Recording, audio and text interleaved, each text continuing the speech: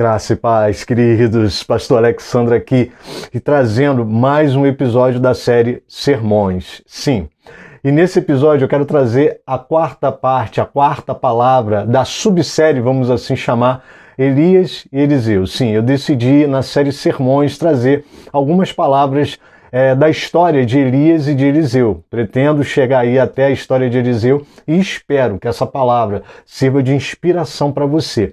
Tenho sentido a necessidade de ministrar essa palavra porque creio que Deus quer levantar profetas no meio dessa nação, Deus quer levantar profetas na igreja, e eu não estou falando de profetas no sentido estrito da palavra, mas estou falando no sentido amplo, o ministério da profecia. Sim, profetas que tragam a palavra de Deus. Eu não estou falando de profecias específicas, profecias para a vida de alguém, profecias que a gente entende do ponto de vista da experiência, principalmente da experiência carismática ou pentecostal. Não, eu estou falando da profecia de uma forma geral. Aqueles que se levantam para trazer a palavra de Deus, a vontade de Deus para o povo de Deus.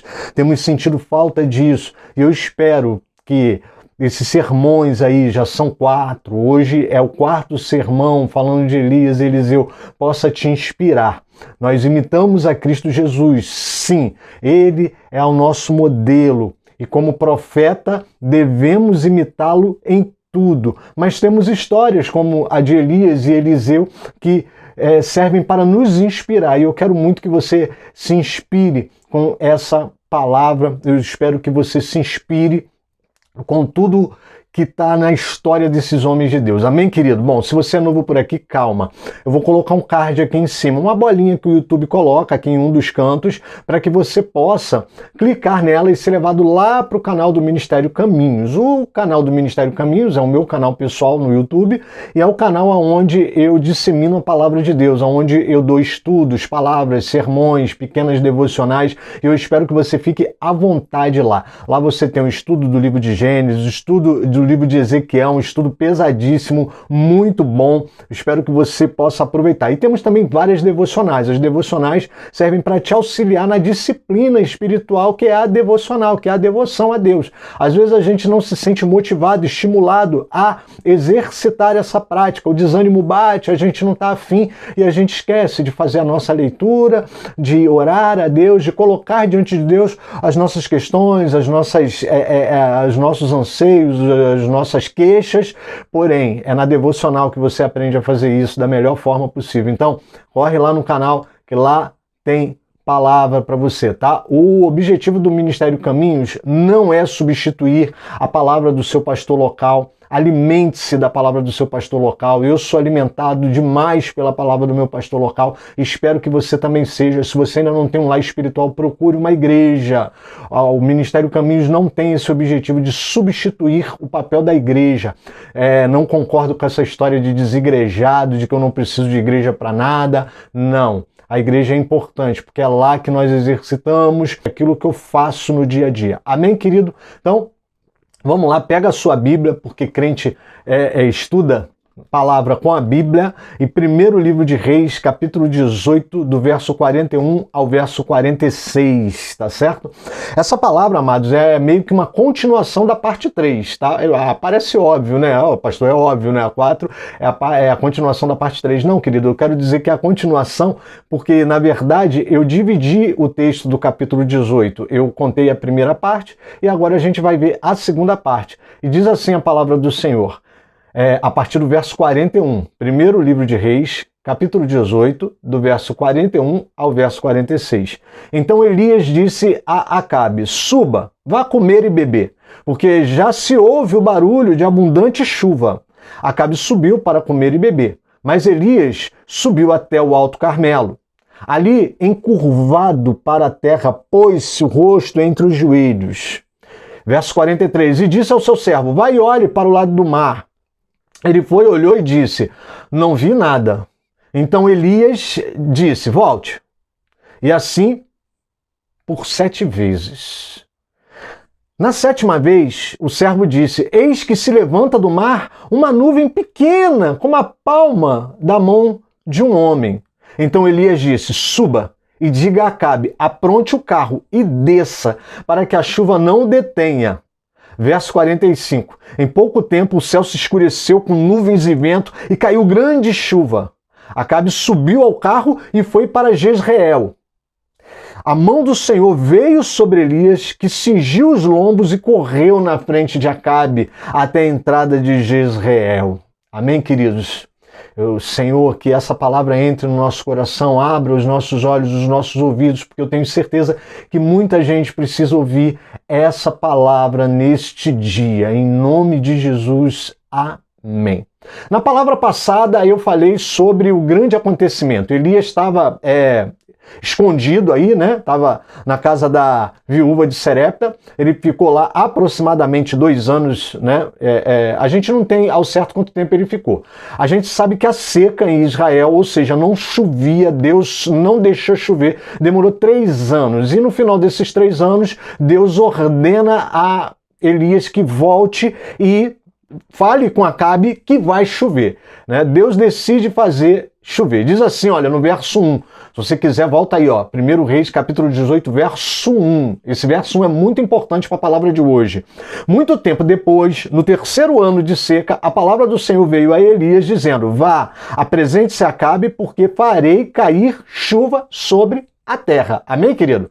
Bom, então eu contei isso tudo no episódio passado, não tenho necessidade de falar aqui. Elias aparece para Obadias, que é servo de Acabe, fala com Obadias vai falar com Acabe e diz que Elias está de volta. Então, Elias se encontra com Acabe, que é o tema da palavra passada. Volta lá, se você não viu essa palavra, volta para você entender a palavra de hoje. E aí Elias fala com Acabe para que ele reúna todo Israel e reúna também os 850 profetas de Baal e da deusa Será, e pede para que eles sejam reunidos. Chegando lá, Elias propõe um sacrifício e se faz 2 altares. Elias não põe a mão em nada, não escolhe nada, eles escolhem um novilho, fazem o altar, Elias também monta o altar dele, só que Elias, diferente, manda molhar várias vezes o altar, cava uma vala ao redor do altar para poder acumular água, e quando Elias ora, o fogo de Deus desce e consome o sacrifício, provando que ele era Deus. E por que eu estou falando disso tudo? Só para te lembrar, tá, da palavra passada, mas para chegar no verso 40, que também é importante para nós nessa palavra. Então Elias disse: prendam os profetas de Baal. Por quê? Porque o Baal não respondeu. Eles passaram o dia inteiro clamando, desde de manhã até a tarde, clamando para Baal: vem, queima o nosso sacrifício, aqui o nosso sacrifício. Só que Baal não existe. Baal é fruto da imaginação deles, uma idolatria criada por eles. Expliquei isso lá no episódio passado. Bom, enfim, acontece que no horário da tarde, no horário do sacrifício da tarde, quando Elias ora ao Senhor, o Senhor vem, responde Elias, e responde com fogo, e consome todo o sacrifício que estava molhado. O fogo da parte de Deus vem e consome tudo, a água, todo o novilho, tudo, queima tudo. E aí fica claro que Deus é Deus em Israel. E aí Elias, no verso 40, vai dizer assim: então Elias disse: prendam os profetas de Baal, que nenhum deles escape. E os prenderam, e Elias os fez descer até o ribeiro de Quisson, e ali os matou. Elias faz uma matança dos profetas, da idolatria dos profetas de Baal. Bom, e aí a gente vai entender o que desagou agora nesse texto, no episódio de hoje. Eu quero trazer alguns pontos para você, quero trazer 7 pontos para você. Primeiro ponto que eu quero trazer para você: eles estavam aguardando a chuva, eles estavam aguardando a promessa. Elias já veio de Serepta sabendo, porque lá no verso 1, que eu pedi para você guardar, Deus disse para ele: vá, apresente-se a Acabe, porque farei chover sobre a terra. Isso no fim de 3 anos. Elias já veio de Serepta sabendo que Deus iria fazer chover, porque Deus já havia dito a ele que iria fazer chover. Então, o que acontece? Eles estavam aguardando a promessa, porém, antes da promessa chegar, era necessário que houvesse, sim, um conserto, e era necessário que existisse ali algo que marcasse, um divisor de águas. E o que acontece é quando Elias pede para que os profetas se apresentem diante do povo. Elias pergunta para o povo até quando o povo vai ficar pulando entre 2 pensamentos. Elias faz esse desafio do sacrifício, os profetas não são respondidos por Baal e Deus responde com fogo. Fica mais do que provado que Deus é Deus e que Baal não existe. Elias mata os profetas de Baal, limpando aquele símbolo de idolatria, limpando aquele movimento de idolatria, limpando aquilo que incomodava a Deus, aquilo que estava impedindo que Deus respondesse a promessa. Talvez você esteja aí pensando, mas pastor, o senhor sempre fala aqui no canal que nós não podemos crer na retribuição direta, a gente não faz nada para Deus para receber em troca alguma coisa. O que é isso? Foi uma barganha? Teve que matar os profetas de Baal para que Deus respondesse?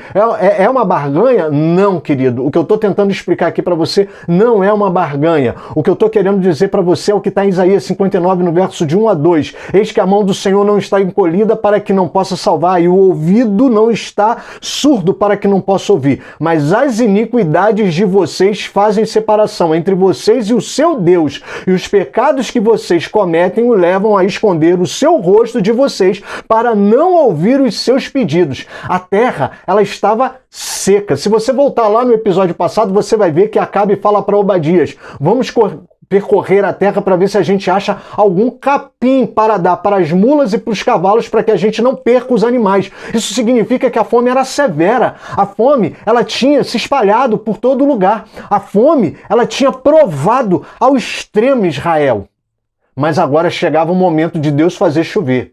E deixa eu te falar uma coisa, vai chegar o momento de Deus fazer chover na nossa vida, na minha vida, na sua vida. Vai chegar o momento em que a seca vai acabar. Vai chegar o momento em que vai descer água do céu. Você crê nisso? Eu creio. Amado, vai chegar o momento que vai chover e vai chover muito, porém, eu e você precisamos ter um divisor de águas na nossa vida. O que eu fazia antes dessa chuva e que Deus não quer mais que seja feito. O que você fazia antes dessa chuva e que a gente tem certeza que Deus não quer que seja feito novamente. Precisamos tomar uma atitude diante de Deus. Quando Elias fala no episódio passado, até quando vocês vão pular de um pensamento para o outro? Deus está pedindo para que a gente pare de pular de um pensamento para o outro. E se é para servir ao Senhor, que sirva com autenticidade. É isso que Deus quer das nossas vidas. É isso que Deus está pedindo. Às vezes nós queremos ver as chuvas de Deus, mas nós não estamos preparados. Por quê? Porque Deus está com a mão encolhida para fazer chover? Está surdo que não ouve os nossos pedidos? Não. Como fala em Isaías capítulo 59, especificamente o verso 1 e 2, principalmente o verso 2. Os vossos pecados fazem separação entre vocês e o seu Deus. Os pecados que vocês cometem levam a esconder o rosto dele de vocês. Aquele povo estava pulando, ora servia Baal, ora queria Deus, ora servia Baal. Não! Deus não quer isso nas nossas vidas. Deus está nos chamando para ter uma vida reta, uma vida de retidão, uma vida autêntica. Isso não significa que você talvez não vá ter falhas, que você talvez não vá ter necessidades. Isso não significa que talvez você não vá precisar. Não, muito pelo contrário. Isso significa que você vai reconhecer que necessita da ajuda de Deus para que você possa vencer as suas limitações, as suas fraquezas, os seus pecados. Mas o que nós precisamos é nos decidir diante de Deus.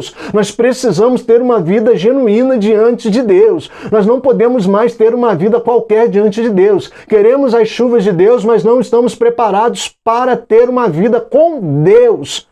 Amado, essa semana coloquei uma devocional no meu canal. Procure lá no Facebook, procure lá no Instagram. Nós queremos sim a promessa, mas esquecemos do autor da promessa. Queremos o benefício próprio, mas esquecemos. Viria chuva sobre Israel, e aí vem o primeiro ponto que eu quero dizer para você. Vem chuva para você, mas eu quero falar uma coisa. Olha o que Elias fala para Acabe. Suba, vá comer e beber. Quando temos convicção de que vai ser concretizada a promessa de Deus, que vai acontecer, que vai ocorrer o que Deus prometeu, saiba que isso é a manifestação da soberania de Deus, do poder de Deus, da onipotência de Deus. E por ser uma manifestação da soberania e da potência de Deus, eu e você não podemos ajudar em nada, não podemos fazer nada nesse momento. Por isso Elias manda Acabe, suba, vá comer e vá beber. Descanse. É como se Elias falasse assim para ele: vai, pode comer e beber descansado, porque hoje Deus vai fazer chover. E eu quero dizer para você, talvez você tenha se privado, talvez eu não estou falando aqui de regalias, eu não estou falando aqui de coisas supérfluas, não. Eu estou falando aqui da promessa que Deus fez a você. Entenda bem. Pare de tentar dar mãozinha para Deus. Vá, suba, vá comer e vá beber. Vá viver a vida de forma íntegra, normal. Vá fazer o que você precisa fazer. E deixa que Deus vai fazer a parte dele. É esse o primeiro ponto que eu quero que você entenda. Quando Deus vem para cumprir a promessa dele, preste atenção, é só uma etapa da promessa. O cumprimento, o acontecimento da promessa para os nossos olhos é só uma etapa temporal da promessa que Deus fez. Quando Deus faz uma promessa, ela já está na eternidade, porque Deus é fiel. E se Deus te prometeu, já aconteceu. Na eternidade isso já aconteceu. E às vezes você fica ansioso, às vezes você fica querendo ver a promessa acontecer e você pensa que você pode interferir e ajudar a Deus no cumprimento. Presta atenção, amado, o cumprimento é só uma consequência daquilo que Deus prometeu. A promessa é um todo. Às vezes nós achamos que o mais importante da promessa é o cumprimento, só que o importante da promessa é quando Deus faz, porque quando Deus faz, ele já estabeleceu na eternidade, ela já aconteceu. Os nossos olhos podem até não ver, mas ela já aconteceu. Creia tão somente. Elias fala para Acabe: vá, suba, vá comer, vá beber. E eu quero dizer para você: vá, suba, vá comer e vá beber, porque Deus vai cumprir a promessa dele. Ponto número 2. Elias diz o seguinte: vá, suba, vá comer e beber, porque já se ouve barulho de abundante chuva. Porque já se ouve barulho de abundante chuva. Provavelmente Acabe não duvidou de Elias, porque Acabe já tinha assistido no verso 40, Elias matando 450 profetas, ou quem sabe os 850, porque tinha mais os profetas da deusa Será lá, presentes, justamente porque Baal não havia respondido e Deus havia respondido. Então eu acredito que Acabe não quis duvidar de Elias e nem pensou que Elias estava louco. Eu acredito que Acabe subiu para comer, mas provavelmente tinha alguma dúvida, e principalmente depois de ouvir isso, porque já se ouve barulho abundante de chuva. Acabe não estava ouvindo nada. Cabia a Acabe apenas subir, comer e beber. É o que eu estou falando para você. Porque, na verdade, o profeta é aquele homem levantado por Deus, que ouve o que ninguém ouve. Elias já estava ouvindo barulho de chuva abundante. Elias já estava ouvindo barulho de chuva abundante. Ninguém estava vendo chuva nenhuma. Ninguém estava sentindo mudança no clima nenhum. Ninguém estava ouvindo, nem vendo, nem sentindo nada, mas Elias diz que está ouvindo barulho de chuva abundante. Profetas de Deus nessa terra, eu quero dizer para vocês, nós, profetas, somos aqueles que ouvimos o que ninguém ouve, vemos o que ninguém vê, sentimos o que ninguém sente, falamos o que a maioria não fala, o que ninguém diz. Por quê? Porque temos um coração voltado para Deus. Amados, ora, a fé é a certeza das coisas que se esperam e a convicção dos fatos que se não veem. Hebreus 11, 1. Amado, se você quer andar em fé, você precisa ter certeza do que você está esperando, porque você não tem ainda, e convicção do que você ainda não viu, porque não está visto nos seus olhos, mas já aconteceu. Creia, amado, que Deus vai enviar chuva a tempo e fora de tempo. Ou seja, a chuva acumulada, a chuva que vem naquela época e a chuva que era para vir em outra época. Creia, e isso não é porque nós merecemos, é pelas misericórdias de Deus sobre a nossa vida. Terceiro ponto. Mas Elias subiu até o Carmelo, ali encurvado para a terra, pôs o rosto entre os joelhos. Profetas aguardam o cumprimento da promessa orando, intercedendo. Alguns vão subir para comer e beber para guardar a promessa. Mas profetas aguardam a promessa, intercedendo. Eu e você vamos aguardar a promessa com intercessão.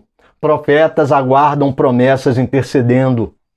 Nós que somos chamados para falar as boas novas de Deus, nós aguardamos a chuva de Deus com intercessão, com oração. Elias sobe o Carmelo, Elias sobe, ele se põe lá. Esse é o terceiro passo que eu quero que você entenda, porque é muito importante. Ele se encurva para a terra, entre os joelhos, e põe a cabeça entre os joelhos. É bem provável que ele estava orando, ele estava intercedendo, ele estava falando: Deus, que essa chuva venha. Amado, presta atenção, mas Deus lá no verso 1 falou com ele: vá, apresente-se, acabe, porque farei chover sobre a terra. Ele tinha uma palavra de Deus para confiar. Aqueles homens tinham contato com Deus, um contato diferenciado. Ele sabia, ele estava ali cumprindo o que Deus havia dito, e Deus já tinha se manifestado ali anteriormente, quando lambeu todo o sacrifício com fogo. Não havia dúvidas, mas Elias, mesmo assim, se coloca para interceder. O grande problema é que a gente tem mania de aguardar as promessas e não intercedemos. Deus vai cumprir, mas é necessário que nós tenhamos uma postura de intercessão. Uma postura onde nós falamos para Deus: Deus, que venha a tua promessa, que venha a tua promessa, que venha a tua chuva. Deus, que venha essa chuva que eu estou aguardando, Deus. Eu estou aqui, eu estou esperando, Deus. Eu confio em Ti. Eu confio, não que Deus precise da sua confiança, mas nós precisamos expressar para Deus que confiamos nele, porque senão, hoje eu começo a parar de declarar, amanhã eu já não declaro mais, depois de amanhã eu já estou duvidando, semana que vem eu estou incrédulo que Deus vai fazer chover. Então, amados, em nome de Jesus, faça como Elias. Ponto 3, você também vai subir, mas você vai subir para interceder, você vai aguardar intercedendo. Eu acho incrível como algumas pessoas não têm o hábito de orar. Eu acho incrível. Eu acho incrível. Uma das maiores promessas que Deus fez para Israel foi a libertação, a redenção deles, a salvação em Cristo Jesus, que acontece através do sacrifício de Cristo Jesus na cruz do Calvário. Eu acho incrível que algumas pessoas não entendem. Havia uma promessa sobre a vida de Israel que Deus traria, não só sobre a vida de Israel, mas sobre a minha vida e a sua vida. Porque lá em Abraão seriam benditas todas as famílias da terra, e eu e você fomos alcançados pela graça de Deus. Ele nos achou. Nós é que estávamos perdidos. Havia uma promessa de Deus que ele iria redimir o seu povo, que ele iria providenciar a redenção. E veja bem, Jesus lá em Mateus capítulo 26, 46, vai se retirar, retirando-se pela segunda vez, orou de novo, dizendo: meu Pai, se não é possível que este cálice passe de mim, sem que eu beba, faça-se a tua vontade. Jesus orou. Se Jesus, que era Deus, Filho de Deus, o nosso Salvador, consumador da nossa fé, se ele orou, aqui é uma das vezes que ele orou. Jesus orou várias vezes. Nós temos registros que várias vezes Jesus orou. Por que nós não oramos? Mas saiba que promessas são aguardadas debaixo de oração. Você tem certeza que elas vão acontecer, você tem convicção de que elas virão, mas elas são aguardadas debaixo de oração.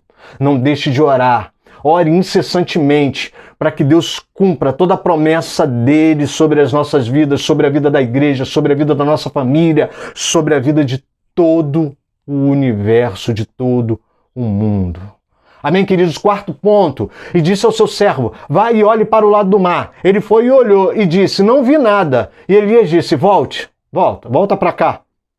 Amados, às vezes nós aguardamos e podemos aguardar, podemos observar. Estamos ali ligados, estamos ali lendo a palavra, estamos ali prestando atenção na palavra que o nosso pastor ministra no culto. Estamos ali prestando e observando, tendo atenção para saber em que momento a promessa se aproxima. E não há nada de errado nisso. A questão é quando eu sou ansioso. Elias vira e fala para o servo: vai lá, olhe para o lado do mar e veja o que você vê. E aí o servo fala: não vi nada. Tá bom, então volta para cá. Não fica aí aguardando à toa, não fica aí ansioso, não fica aí preocupado. Volta para cá. Você pode observar, você pode procurar os sinais que a promessa está próxima, que a chuva de Deus está próxima para a tua vida, mas não fique preocupado, não fique demasiadamente ansioso, não fique preocupado. Elias falava para o servo: volta para cá. volta para cá. Ou seja, ele não ficava lá esperando ver alguma coisa. Elias falava, volta para cá, volta, vem embora para cá. Amado, nós temos a mania de aguardar, mas nós ficamos ansiosos, nós queremos a coisa rápida e às vezes a coisa não acontece de forma rápida. Filipenses capítulo 4, verso 6 vai dizer, não fiquem preocupados com coisa alguma, mas em tudo sejam conhecidos diante de Deus os pedidos de vocês, pela oração e pela súplica, com ações de graças. Elias estava ali, inclinado, com a cabeça entre os joelhos, orando e suplicando. Ele sabia que estava intercedendo, ele sabia que estava fazendo o papel correto para aquele momento, mas ele estava observando, ele queria saber se a chuva de Deus estava chegando. Mas como ela não chegou ainda, volta para cá, não fica ansioso, não fica preocupado, não fica aí. Tem gente que fica guardando a promessa e só vive por isso, só vive naquela ansiedade, só vive ali, olhando. Ele deixa de fazer todas as coisas, inclusive de comer e beber, como eu falei lá no ponto 1. E fica guardando a promessa. Ela vai acontecer? Vai! Mas você não pode parar e ficar só tentando vislumbrar o que ainda vai acontecer, porque no tempo certo Deus vai fazer acontecer. Ponto 5. Na 7ª vez, o servo disse. Na 7ª vez, olha bem. Na 7ª vez. Amado, ele ia lá, voltava, Elias falava, vai lá, olha para o lado do mar, vê se você vê alguma coisa. Ele olhava, não via nada, volta para cá. 7 vezes ele foi. A gente não tem como precisar um intervalo entre uma vez e outra. A gente não tem como dizer isso. Mas que foram 7 vezes, foram. Amado, na 7ª vez. Na 7ª vez. É que ele pôde contemplar que havia um sinal de que a promessa agora ia se cumprir. 7 aqui significa o número de precisão, o número da perfeição, porque Deus faz as coisas no tempo certo. Sabe, querido, às vezes você está esperando muito tempo. Você está esperando muito tempo. E talvez por várias vezes você já foi lá pensando, é agora, chegou a minha hora, é agora, eu vou lá ver. E não era. E você voltou. Porque tem um tempo certo, tem um tempo perfeito. Não pode ser nem antes, porque senão você se perde na promessa que Deus te deu. Também não vai ser depois, porque Deus não se perde no que Ele faz. O tempo é perfeito. 7 vezes aqui aponta para um tempo perfeito. A chuva viria no tempo perfeito. Por mais que você esteja aguardando os sinais, você já foi lá, já voltou uma vez, já foi lá, já voltou 2, 3, 4, 5, 6. Na hora certa, Deus responderá com chuva. Ponto 6.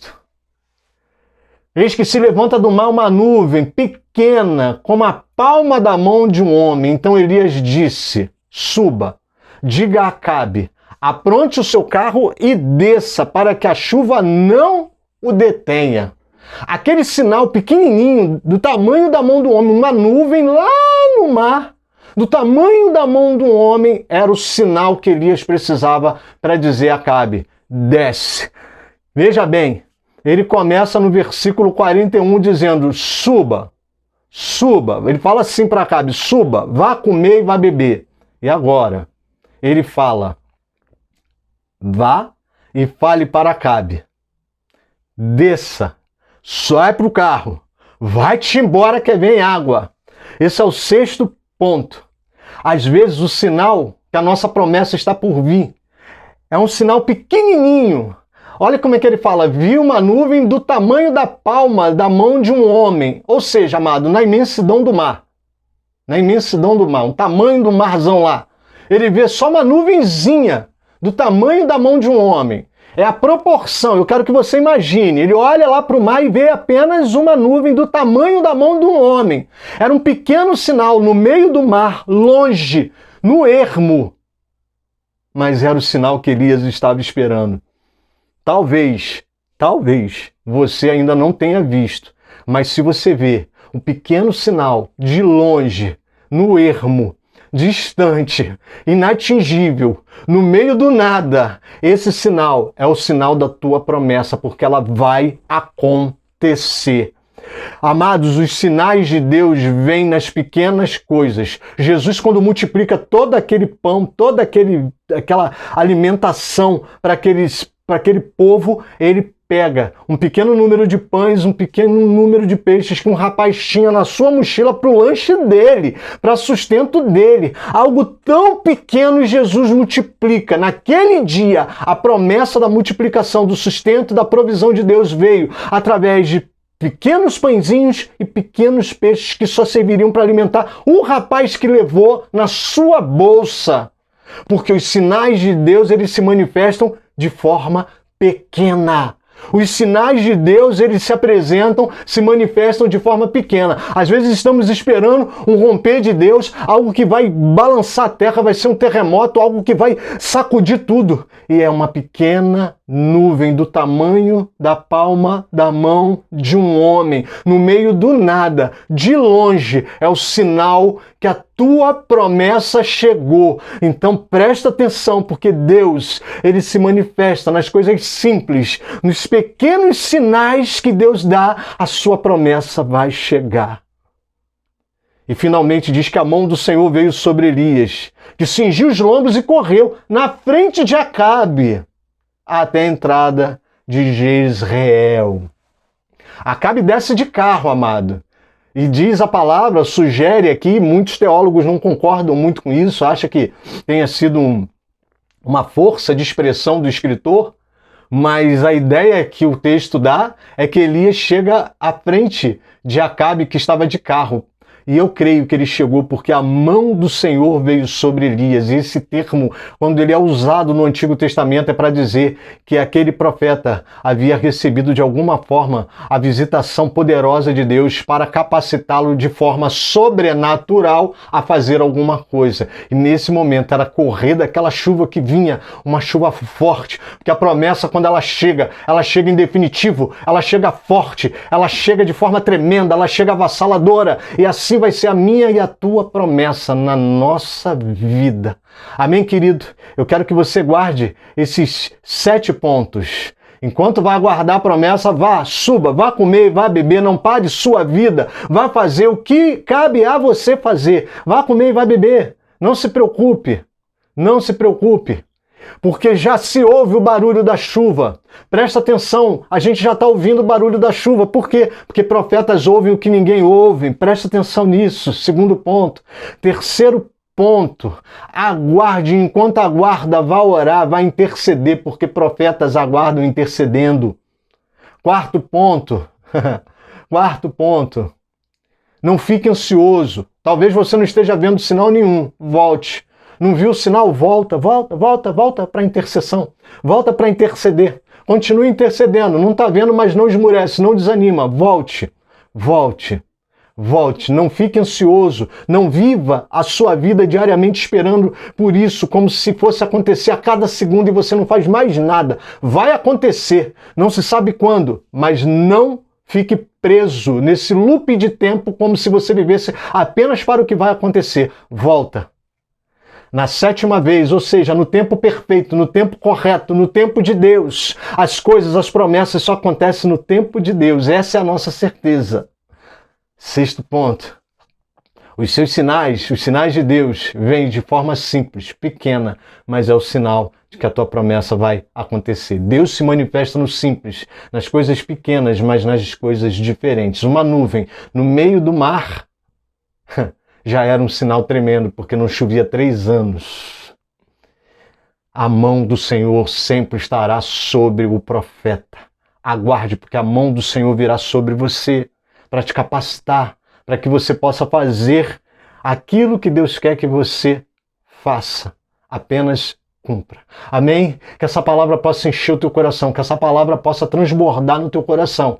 E não deixa de aguardar a promessa de Deus. Não deixa. Não esmoreça, não desanime. No próximo episódio a gente vai falar de algo muito importante que aconteceu na vida de Elias, que vai servir de lição para mim e para você. Mas hoje, aguarde a chuva de Deus, porque ela virá. E fica com Jesus, querido.